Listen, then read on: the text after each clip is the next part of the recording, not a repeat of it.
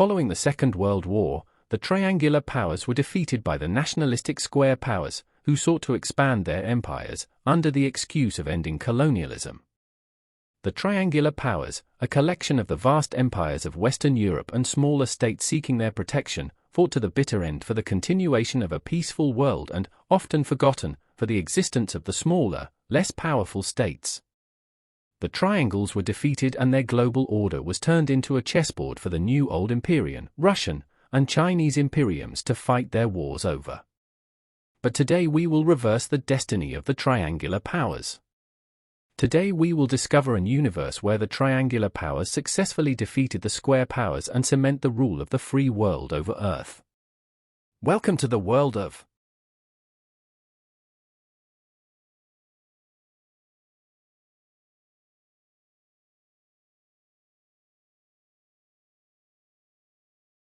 Our point of divergence is at the start of the Russian invasion of Poland. From the very start of the war, the Dutch had decided that they were going to be intervening one way or the other. They decided to send aid to Poland and infamously rescued Polish POW from the old empire. In this universe, things go a little bit differently. The Netherlands and the Triangle Alliance decide to put their armies in both Greece and Egypt, in case they join the war on Poland's side. Another crucial change that I will make is that the rescue operation will not take place on old Imperian soil, but instead the convoys carrying the prisoners across the Black Sea will be raided by Greek ships.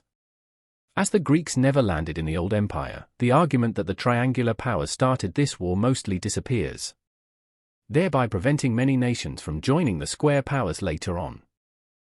After the raid on the square convoys, the old empire, the Farmers' Union, and Russia all declare war on the Triangle Alliance. The Dutch Empire immediately joins the war on the side of the triangular powers, and with their troops stationed in Greece, Egypt, and along the Polish border, they strike first and invade the square powers. Knowing that if the squares win that they would be next, Finland, Sweden, Danzig, Pasindia and several Siberian nations join the triangular powers. However, the squares wouldn't be without any allies of their own. Rome, Galicia, Afghanistan and India all join the square powers. With Greece effectively encircled, the square powers will focus on knocking them out first and securing the Balkans.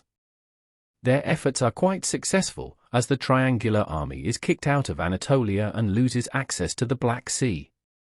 Whilst their offensive is going quite well, Greece resorts to guerrilla warfare in their very mountainous homeland. This effectively halts any square advancements. As a solution, they decide to invade through Bulgaria. This would be ineffective, as Bulgaria would adopt the same guerrilla warfare strategies that Greece is using. In the Baltic region, the Netherlands, Danzig, and the remnants of Poland launch a great counter-offensive, throwing Russia almost completely out of Poland. The reason for this success is that Russia is reorganizing on the Finnish and Siberian fronts, as they did not expect the war to spoil over to these areas. Finland and Sweden focus on knocking out Norway, which they do so successfully, and Norway sues for peace. Going to Iberia, Galicia catches the Spanish by surprise and besieges their capital. Trying to cut a critical supply route, they capture and blockade the Gibraltar Strait. After this, Carthage loses its mind.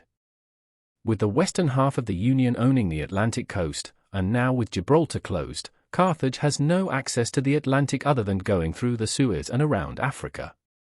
And with an active war zone in the eastern Mediterranean and the Red Sea, that would likely end in a disaster.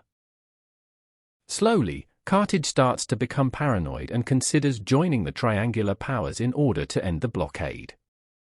Meanwhile, West Africa still holds the same pro-square ideals it had in our timeline. Spain, now being cut off from their colonies, also becomes extremely paranoid and begin throwing men at the front in hopes of opening it. Therefore it begins offering concessions to the African Union in exchange for them joining the war. Once Spain agrees to give up their West African colony, the western half of the Union concedes and the African Union joins the triangular powers. To end the Balkan theatre, the Farmers' Union and the Old Empire begin a terror-bombing campaign over Bulgaria and Greece. Most of their cities are reduced to ash, and the square powers quickly occupy their land. Over 45% of all Greco-Bulgarian citizens lose their lives in this bombing campaign, and more of the international community is turning against the Square Powers. Pasindea strikes the old empire but is quickly overrun by the Square Powers. Pasindea makes some desperate last stands, but these ultimately end in failure. Now, with the front lines established, both sides start planning their next move. Russia decides that they need to quickly knock out the Siberians to prevent a two-front war. The old empire and the Farmers' Union decide to strike Italy and Germany to force the triangular powers to surrender. Meanwhile, the triangular powers all agree on a Dutch-Finnish strike into Russia from the west, and on a Franco-Spanish-African spearhead to the old Empyrean capital through the Sinai. Italy, Austria, and Slovenia would hold off the Balkan front. Let's see how these plans work out. The Russian offensives into Siberia end in complete disaster, as the Siberians take control of the Russian supply and communication lines, disorganizing the Russian armies. With winter setting in, Russia is forced to withdraw from Siberia. At the same time, the Great Baltic Offensive starts, and the Baltics are quickly liberated from Russian hands. From here, the triangular powers launch several spearheads towards Russian cities, capturing most of them. The Sinai offensive is a major success, as the triangular armies broke through all old Empyrean defenses and are in sight of the capital. Due to this, the old Empyrean armies withdraw from the Balkans and leave the offensive into Germany and Italy to their Balkan allies. Unsurprisingly, the offensives end in disaster and Italy, Austria, and Slovenia push into their old land. The end of the Square Powers is in sight. With the old empires hastily retreat from Europe, several uprisings occur. Crete, the Yemens, Greece, Persia, and Ukraine all rise up. With their nation in total chaos, the old Empyrean capital falls and the old empire collapses into complete anarchy. Galicia gets overrun in Iberia. With all attention now on Russia, their last cities soon fall too, and they are forced to surrender. This redirects the triangular focus to India. After triangle troops advance into Pasindea, India offers to end the war if they are allowed to exist. The triangular powers accept and the Second World War comes to an end. With the end of the war, all nations that were annexed by Russia, the Farmers' Union and the old empire are regiven their independence. India takes a little bit of Pasindea and Afghanistan regains their lost land. The rest of the old empire is split into several nations, whilst the rest of Russia becomes split into a Dutch, Finnish, Danziger and Spanish occupation zone. Rome and the Farmers' Union stop existing, Galicia is completely partitioned and Somalia becomes a mandate under the Netherlands. Finally, the victorious powers would establish the Mondial League, an organization aimed at global cooperation and retaining peace and democracy. The post-war world would see the beginning of decolonization. As agreed, Spain would give their West African colonies their independence. The Dutch would follow this trend and would give most of their colonies independence, but they would retain some smaller territories around the world. But the decolonization movement would halt here.